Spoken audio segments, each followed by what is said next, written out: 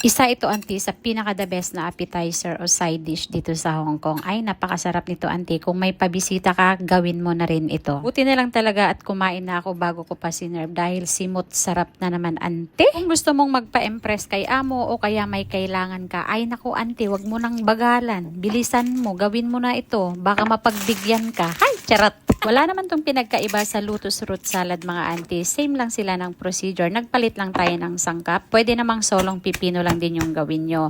Nagdagdag lang tayo dito ng dried tofu stick at saka yung ating dried black fungus na binabad ko sa tubig. Yung ating pipino, mga auntie, ganyan, chop nyo lang and then ibabad po natin sa asin for 20 minutes. Sa atin namang sauce, mga auntie, ayan, nag-mince lang tayo ng garlic, chili, spring onion at saka yung pinakapuno ng ating cilantro at saka yung ating sesame seed.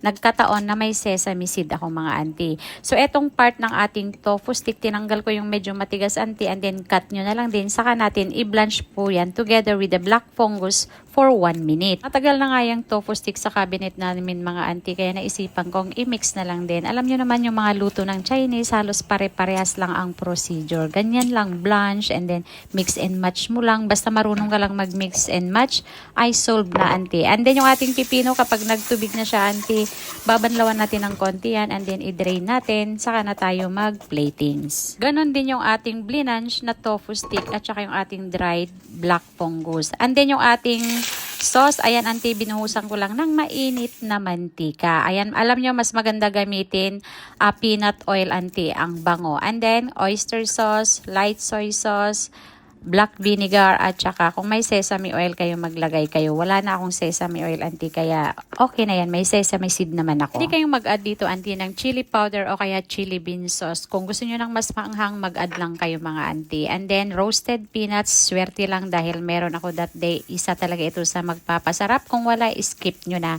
Konting spring onion and cilantro for garnish. Mas masarap ito, auntie, na i-chill nyo muna bago nyo i-serve. So, okay na po yan. Maraming salamat sa inyong panonood. Hanggang sa susunod na video.